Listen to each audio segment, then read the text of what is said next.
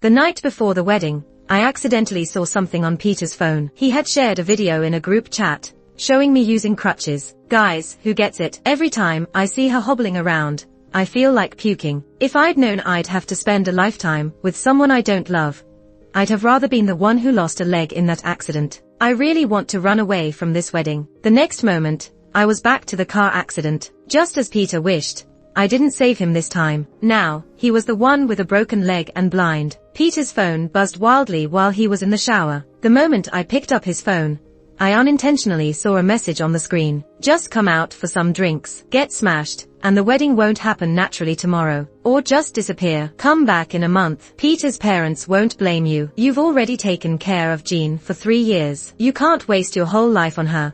Just compensate her family with some money. Pretend you have amnesia if you need to. I stood there in shock, my hands trembling. I couldn't believe it. The man I had loved for 10 years was planning to run away, while I was anxious and excited about our wedding. Every page of chat history I swiped through, my heart sank deeper. Guys, who gets it? Every time I see her hobbling around, I feel like puking. If I'd known I'd have to spend a lifetime with someone I don't love, I'd have rather been the one who lost a leg in that accident. If it wasn't for the value in Jean's family business, I wouldn't have put up for this long. Every word reeked of disdain. He even shared the video of me using crutches in the childhood friends group chat. In the video, my left leg was completely amputated below the knee. 3 years ago, during the accident, I had thrown myself in front of Peter without hesitation, taking most of the damage and losing my left leg in the process. I was a dancer, but lost my leg. I fell into despair, utterly devastated, but I still remember Peter's concerned eyes back then. He gently held me and patiently practiced with me repeatedly. He promised me, word by word,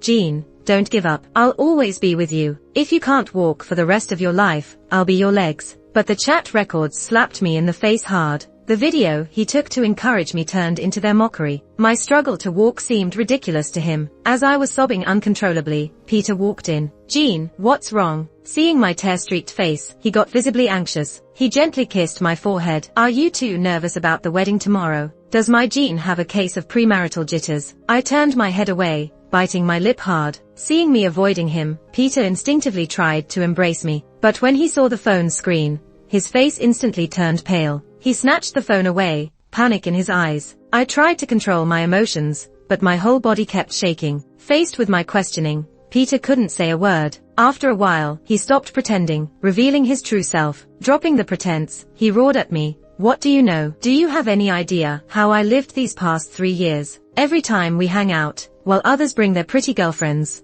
I'm always alone. How many people murmur behind my back, saying my girlfriend's a cripple. I also want to feel the joy of a normal person. Every word Peter spoke cut like a blade, ruthlessly slicing through my heart. The compassion and irony in his eyes made it clear.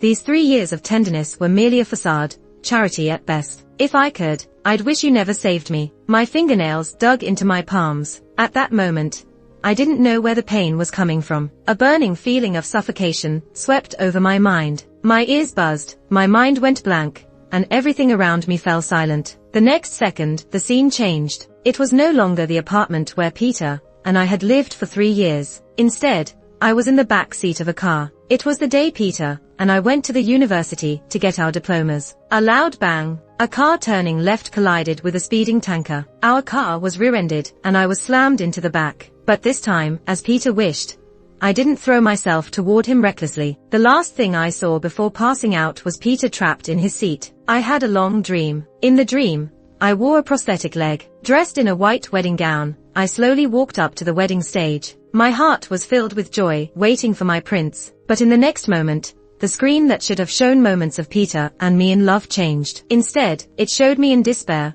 crying my heart out. People pointed and gossiped. My groom took another girl's hand. He smiled and said, Jean, forgive me, but I can't spend my life with someone I don't love. I can give you lots of money, but I can't continue to take care of you. I've always only loved Rosie. I was left at the wedding scene, with everyone looking at me with pity. I felt like a clown abandoned by the world. I'd never hated anyone more than at that moment, engulfed by overwhelming hatred. I staggered like a madwoman. The scene changed. I stood on the hotel rooftop. The white dress fluttered in the wind. I spread my arms like a butterfly. All I could hear was my mom's anguished cries. I woke up in the hospital, and Peter was already in the ER. For a moment, I was stunned, unbelieving that I had actually come back. I thought it was just a dream, but I pinched the flesh on my left leg, feeling the real pain. Overjoyed, tears burst from my eyes. Mom held me, her tears soaking my clothes. "Jean, you almost scared me to death." I could tell that my mom's voice was trembling slightly,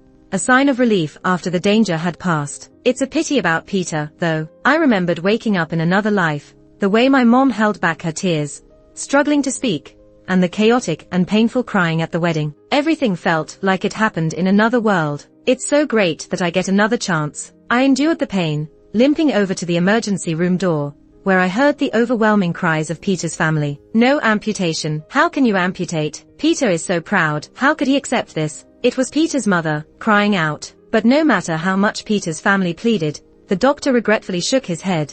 "It's a comminuted fracture. There are blood clots in his brain. It's very dangerous. If we don't operate, we might miss the best treatment window." In the end, Peter did lose his leg, only his situation was even worse than mine had been. His left leg was amputated from the hip down. The doctor also said that because the blood clots in his brain hadn't been fully removed, Peter had a high chance of going blind. Over the next 2 days, I often visited Peter. The person in the bed was pale and motionless. He didn't look anything like the once confident and arrogant Peter. I silently stayed in the hospital room, insisting on waiting until he woke up, ignoring my own injuries. To others, it was clear I had deep feelings for Peter. Even his mother advised me to go home and rest. I stubbornly shook my head, forcing out a few tears. "I'm fine. I want to see Peter wake up. I'm afraid he'll be very sad." Actually, I just wanted to see Peter wake up with my own eyes. Then I wanted to tell him to his face, "You look disgusting being disabled." The once adored Peter. How would he react knowing he not only lost a leg, but also might lose his sight? On the 5th day, Peter finally woke up. When I walked in, I saw a mess on the floor, a clear result of Peter's actions. An orderly was cleaning up the fragments. Peter's mother looked worried, her eyes red from recent crying. Peter, though weak, still had the strength to be angry. It seemed his spirit hadn't completely broken, and I had underestimated him. Peter lay on the bed, staring blankly, like a lifeless doll. As the doctor had said, the pressure from the blood clots in his brain had rendered him temporarily blind. Peter's mother pointed to his leg and then shook her head at me. I suddenly realized Peter didn't know he had lost his leg yet, but I couldn't let him remain ignorant. I pretended not to see her gesture. I walked quickly to Peter's side, holding his hand tightly, crying my heart out. "Peter, you need to be strong. We can get a prosthetic leg and still ride horses and race cars." I expected Peter to break down, but I didn't expect him to go mad. He suddenly gripped my hand tightly, his voice strained. "What did you say? Say that again." I was startled and couldn't break free. Enduring the pain in my hand, I continued to comfort him. "Peter, if you want to cry, just let it out. I'll always be with you." Peter went berserk, yanking out his fore and struggling to feel his leg. But he felt nothing. He froze for a moment, then began to tremble all over. He started pounding his right leg, veins bulging in his hands. His mother rushed to pull him back, but Peter pushed her away. Only his hoarse, tormented screams remained in the room. "Get out. All of you, get out." After a long while, Peter seemed to tire. He let go, his expression filled with sorrow. His voice was low, like a trapped beast's whimper. I stood aside, mocking, tears streaming down my face. But I wasn't crying for Peter. I just saw my past self. In my previous life, when I first learned of my own amputation, I was equally desperate. I had studied ballet for 18 years. Even my teacher said I was destined to shine on stage. But I lost my leg, and my dream was shattered. I'll never forget those darkest days. I locked myself in my room, refusing to see anyone, hiding in corners where no one was around. Everything seemed to touch a nerve. I couldn't help self-harming and even thought about suicide. It was Peter who broke down my locked door and pulled me out of a pool of blood. He held me tightly, kissing my cheeks gently. "Jean, I'm sorry. I didn't protect you. Blame me if you must, but don't hurt yourself." Peter convinced my parents to let him take me to his apartment, promising to take care of me for life. But it all turned out to be a lie. After our engagement, Peter used my family's resources to rapidly expand his company, Peter Group. In just 3 years, it became one of the top businesses, far surpassing my father's company. He even sabotaged us in a land bid, openly and covertly suppressing my family. I heard my mom hinting at it, but back then, I depended on Peter so much, and didn't realize he was plotting against me. It wasn't until I saw those chat logs that I knew how wrong I had been. Looking at Peter, who was now in deep pain, a thought formed in my mind. Since I was reborn, I would repay Peter for everything he did to me. If he didn't like me, I would stay by his side on purpose. I would make him depend on me, fall in love with me, need me. Then, when he couldn't live without me, I would cast him into hell. So, I knelt down and hugged the sobbing Peter. Amid his mother's shocked gaze, I promised him word for word, "Peter, don't be afraid. I will take care of you for life. Even if you lost a leg, I'll still be with you." Just like that, I took on the responsibility of taking care of Peter. Every day, rain or shine, I would run to his apartment. To people in our circle, it looked like I loved Peter to the extreme. Even Peter thought so. After all, who would commit their future to someone who's disabled? When my mom found out I volunteered to take care of Peter, she nearly locked me up. Her eyes were full of confusion. "Mama knows you like that kid, but what happened to him has nothing to do with you. Why would you throw your life away like this?" I remembered Peter's cold questioning. "Jean, go ask your parents. Ask them how they forced me into this." I had no idea what methods my parents used to make Peter compromise. No matter how unwilling he was, he did his best to put up with me for 3 years. But now, I had no way to find out. Only after I assured my mom that I was clear-headed did she finally relent. Just like it happened back then, after his amputation, Peter turned irritable and angry. Because he couldn't see, he was even more sensitive and paranoid. He would complain about the caretaker's footsteps being too loud, or the chef's food not tasting good. He replaced several caretakers within just a couple of weeks. He had smashed countless items by the bedside. No one could soothe Peter except me, because only I knew about Peter's pride. I knew what he needed, knew his most sensitive spots. When he pursed his lips unintentionally, I would hand him a cup of hot water. When he turned over repeatedly, I'd help him to the bathroom. Peter didn't like the chef's food, but he enjoyed the soups I made. No one knew how many times I had made soup for Peter in the past 3 years. I knew his taste inside out. In less than a month, Peter had driven all the servants and caretakers out of the house. From then on, only I could enter his room. Sometimes Peter would look confused. "Jean, you're so good to me, but Jean, in my current state, I'm not worthy of you. You really don't have to." I knew Peter had begun to depend on me, but I wanted much more than that. I placed my index finger gently against his lips and said softly, "I know, I just feel sorry for you. As long as you get better, I don't care about anything else." Peter didn't say anything more. His eyes had a newfound tenderness. With my considerate care, Peter's temper gradually improved. He smashed things much less often. Peter was clearly becoming more reliant on me, but I knew he hadn't completely fallen for me yet, because deep down, he still had a goddess. As his body recovered, the blood clot in Peter's brain could also be removed. Peter's family brought in top domestic surgeons to operate on him. The surgery was a great success. On the day when the bandages were removed, Peter was visibly excited. He kept looking towards the door. I knew who he was waiting for. After countless glances, a white figure finally appeared. Rosie was a well-known talent in the dance department at a university, and also my roommate. Many called us the twin daisies of the dance department, graceful and skilled in dance. In our sophomore year, Peter practically fell for Rosie at first sight. Since then, whenever Peter came to see me, it was mostly for Rosie. I've loved Peter for 10 years, so saying I wasn't upset would be a lie. Peter never rejected me, but he wouldn't give me a direct response either. I knew I had lost profoundly. I had quietly stepped back long ago, but they never seemed to get together. I didn't feel any jealousy toward Rosie initially, until the conversation I found on Peter's phone just before the wedding. "Peter, I've missed you a lot these 3 years. I've missed you too. I'm so regretful. When you liked me, I didn't accept you. Only now do I realize you're the one I truly love. Peter, if I come back and try to stop the wedding, would you come with me?" I would. Each day since my rebirth, thinking of those words made me nauseated. I wanted to see if Rosie, who could stop a wedding in front of everyone, would still love Peter. So, when Rosie was tearfully feeling sorry for Peter, I brought over the tools to change his bandages. "Peter, it's time for a bandage change." The ambiguous atmosphere instantly halted.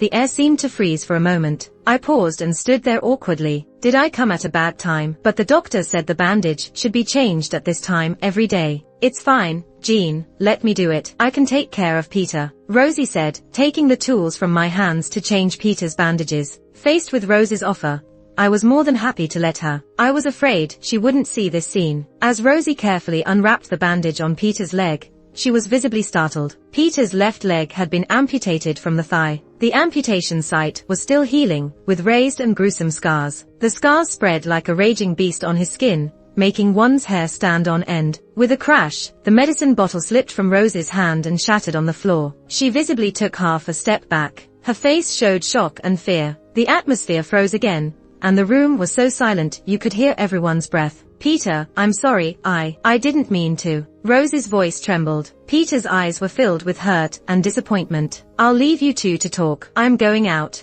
Not wanting to get involved in their mess, I tactfully left the room. I heard Peter's hoarse questioning. Are you that scared of me? Am I that terrifying? Peter, I really didn't mean to. Rose's voice was shaky, on the verge of tears. Soon, the sound of things being thrown came from inside. I couldn't help but let out a cold laugh. Peter was indeed furious again, but all he seemed to do was break things as an outlet. Then came Peter's roar. Get out. Go as far as you can, and never come back. Don't ever show up in front of me again. Rosie ran out of the room crying. She glared at me fiercely as she ran past, not even looking back. The flowers Rosie brought were thrown out by Peter. They almost hit my face. I lightly curled my lips. So, this is what true love looks like in the face of disability. Because of Rose's provocation, Peter's barely stable emotions started to collapse again. He became exceedingly angry again. He kept smashing things, even cursing. When Peter smashed his phone one more time, I finally noticed impatience creeping over his mom's face. After all, Peter wasn't her only son. Since Peter got disabled, his dad only visited him once. I could tell he had already given up on Peter. Lately, Peter's mom was also terribly busy, not only dealing with the outside women and illegitimate children, but also managing the company. On top of that, dealing with Peter's unpredictable temper. Probably, anyone would lose patience sooner or later. Peter's mom no longer came to see him every day, only every few days. Peter probably noticed the change in his mom, having more frequent temper tantrums. Whenever Peter was angry, I stood quietly behind the door watching, because he wouldn't let outsiders near, and the servants didn't dare come over. When he shouted for water, I pretended not to hear. After calling several times, furiously, I would then appear skillfully. I'd tightly hold his hand and gently comfort him. Peter, I'm sorry. I was making soup and didn't hear you call me. I'll come quickly next time. Don't be angry. It's bad for your health. When Peter was furious, he glared at me too. I could only stubbornly turn away and wipe my tears, feeling wronged. If you hate me that much, I can leave. Peter finally showed a panicked expression, holding my hand tight, humble and vulnerable. Jean, don't go. You're all I have left. Time passed, and slowly, I knew Peter couldn't live without me anymore. Peter's health was gradually recovering, and I successfully got into the A-City Ballet troupe. After 3 years, I was back on the familiar stage again. I was almost moved to tears. To the cheerful music, I stretched my back, shoulders, and fluttered like a butterfly. As I raised my arms, I felt like I could touch the starry sky. With every jump and spin, I felt an endless flow of strength filling my heart. Because of my excellent performance, the troupe lead especially recommended me for the ballet competition. To practice more, I started going less to Peter's apartment. The housekeeper called me several times. When I finally managed to go, the housekeeper sighed in relief. Jean, good you're here. The young master lost his temper again. We couldn't calm him down. As soon as I entered, I saw Peter's expressionless face. He opened his mouth as if to interrogate. What have you been busy with lately? Why haven't you come to see me? I secretly raised my eyebrow. The proud Peter was like this too after all. I smiled at Peter, joyful. Before graduation, I applied to the A-City Ballet troupe and got in. The troupe leader even chose me to represent the troupe for a competition. I deliberately ignored Peter's increasingly darkening face and kept talking happily. Jean, enough. I covered my mouth, pretending to accidentally spill the beans. Then I glanced at Peter's empty left leg. I bowed my head apologetically. Peter, I'm sorry. I didn't mean to. I paused a bit, then continued. I was just too happy. I've been practicing dance lately and neglected you. After the competition, I will. Before I could finish, Peter punched the table. You're just taunting me with my useless leg, aren't you? He sneered, self-mockingly muttering.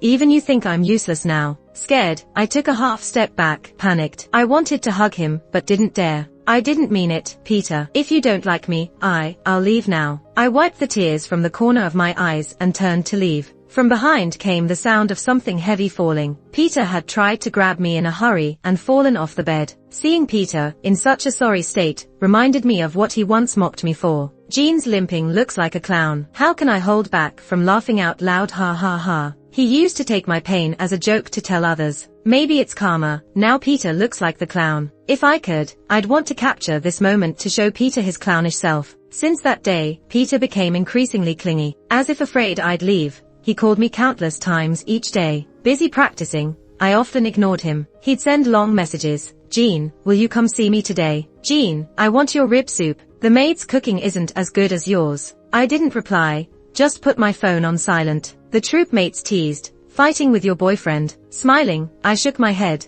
Not a boyfriend, just a needy and clingy person. I suddenly realized, this playing hard to get really worked on Peter. With his goddess avoiding him, his parents abandoning him, Peter had become a burden nobody wanted. I clearly became Peter's most important emotional support. Looking at how he depended heavily on me, I knew my plan had succeeded. Whenever I mentioned leaving, he would desperately beg me to stay. Men, they always want what they can't have. I found it really satisfying to torment Peter every few days. Peter's birthday was coming up. Ever since his accident, he was afraid to meet people. He hadn't even contacted his childhood friends. A week in advance, I reached out to his old buddies to plan a big surprise for him. On the morning of his birthday, his friends showed up early. They brought him a huge bouquet of flowers. His closest friend even got him a limited edition sports car. They wanted to surprise Peter. When they walked in, Peter was practicing walking with a cane. Peter, look what we got you. The latest sports car. As our eyes met, I could see the shock in everyone's eyes. Looks like the outside world still didn't know about Peter's condition. They stammered, Peter, you, while Peter's face turned dark with embarrassment. Who could have imagined that someone like Peter would end up like this? Because of that car accident, Peter could no longer stand the sight of cars. When his old racing buddies came, it was like rubbing salt into his wounds. His fists clenched, veins bulging. When he saw the car keys in his friend's hand, he practically roared, who told you to come? Who told you to come? Get the hell out. And just like that, a perfectly good birthday party was ruined. I escorted his friends out the door. Apologizing, I said, don't worry about it. Peter is just not ready for this. They expressed their understanding and left with regretful looks. Back in the room, I met Peter's gloomy gaze. Through gritted teeth, he asked, Jean, did you do this on purpose? Did you invite them to laugh at me? I looked down at him from above, my face neutral. His expression shifted to profound sorrow. Almost pleading, he looked at me. Why did you do this? I was ready to spend a lifetime with you. I loved you so much. I couldn't help but laugh. In our past life, when I needed his love the most, he found me disgusting. Every time we were intimate, he would vent in his chat group. Gross. I don't even want to touch her. When will it ever end? But now that is the one with a broken leg. He's talking about spending his life with me, saying he loves me. What a joke. I don't need such cheap love. Now, it's my turn to find him disgusting. So, I recited the lines I had prepared. Guys, who gets it? Every time I see her limping, I feel like vomiting. If I'd known I'd spend my life with someone I don't love, I'd rather have lost my leg. Really want to escape the marriage. Watching Peter's increasingly confused face, I leaned in closer with a smile. How does it feel to be humiliated? In our past life, that's exactly how you treated me. A cripple like you, why would I ever love you? Peter seemed to recall something, gripping his head tightly. Due to the intense pain, he fell to the floor again, writhed in agony, covered in cold sweat. I watched it all with cold detachment, feeling an immense sense of satisfaction. No one knew that ever since I came back to life, I've had countless nightmares. In those dreams, Peter appeared to love me dearly, but secretly pushed me into the abyss. I would wake up in terror, my heart pounding, afraid that my rebirth was just a dream, that I'd wake up again, as the abandoned bride at the wedding. My gaze fixed on his broken leg, I mocked, Peter, you look so disgusting with one leg. Finally, Peter on the ground broke completely. He stared at me with bloodshot eyes, a low growl rising from his throat. He looked utterly pitiful. I didn't care anymore, opening the door and leaving him behind. As I left, I heard his desperate pleas, Jean, don't go please. Peter and I were completely broken. I no longer needed to go to his apartment. I focused entirely on preparing for the ballet competition. A few days later, the entire circle heard about Peter's downfall. But Peter's mom called a few times, each time begging me to visit Peter. I refused repeatedly, but Peter's mom wouldn't give up. Jean, please come see Peter. He won't listen to us. only you can comfort him. Just for the sake of how well I treated you all these years, come to the hospital. After hanging up, I couldn't help but laugh. After everything I've done to Peter, he still wanted me to see him. Wasn't he afraid I'd hurt him with more words? To focus on my preparation, I chose to ignore it, practicing day and night. No one knew how much effort I put in. Only I knew the weight of my dream. This stage, I've longed for it for 3 years. Every move I made was elegant, each turn and jump making the audience tear up. Finally getting the chance to be on stage again, I wouldn't let it slip away. On the competition day, I won with an absolute advantage. The applause was thunderous, buzzing in my ears. Tears filled my eyes, round and round they went. At that moment, I forgot about hatred, I forgot about pain. I was just the brightest swan on the stage. It felt like a weight had been lifted from my heart. After the competition, I received a call from Peter. His voice was gentle, with a hint of a smile. "Jean, congrats. Thank you." In a daze, I heard Peter take a deep breath. "Jean, I've remembered everything from before. It's my fault. I played with your feelings. You have every right to hate me, but I never wanted you to die." I turned to look at the flashing neon lights without saying a word. "Jean, aside from hate, do you have a bit?" "No." I cut Peter off firmly. Some things are doomed to be irreparable from the start. There was a brief silence on the other end of the line. After a while, I finally heard him say, "Okay, I understand." The next time I saw Peter was in a hospital hallway. Peter, in a wheelchair, looked pale and exhausted. The once energetic boy seemed to have aged into a frail old man. The nurse taking care of him said Peter refused treatment, and the car accident wounds had flared up again. Peter had become useless. In just half a year, the illegitimate son of Peter's family was openly brought back, and naturally took over the family business. Peter's mom fell ill from anger, creating chaos within the family. Yet Peter seemed uninterested in fighting for anything. He spent his days in his apartment, staring blankly at the begonias in the yard. When our eyes met, Peter visibly froze. There was an unmistakable hope in his eyes. "Jean, did you come for me?" After asking, Peter gave a self-mocking laugh. "How could it be? You hate me so much." He looked at me cautiously. "Jean, if there's a next life, would you forgive me?" I gave him a calm smile. "Peter, it's all in the past. I don't hate you anymore, but I don't want to forgive you either." As soon as I finished speaking, the glimmer in Peter's eyes finally vanished and was replaced with sadness. Although I no longer hate him, I can't forget the anger I felt when I learned the truth. I can stop hating, but I won't forgive. The last time I heard about Peter was news of his death. Peter had committed suicide at 3 a.m.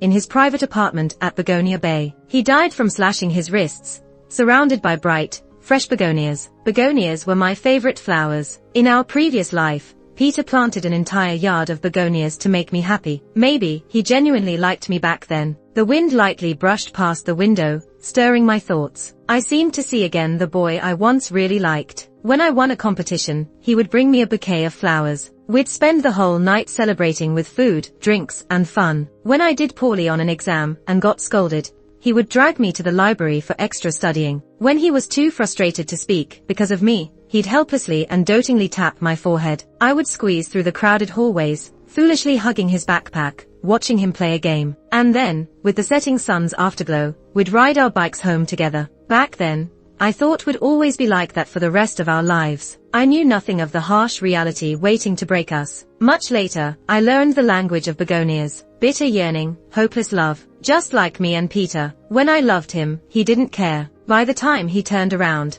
I no longer wanted to.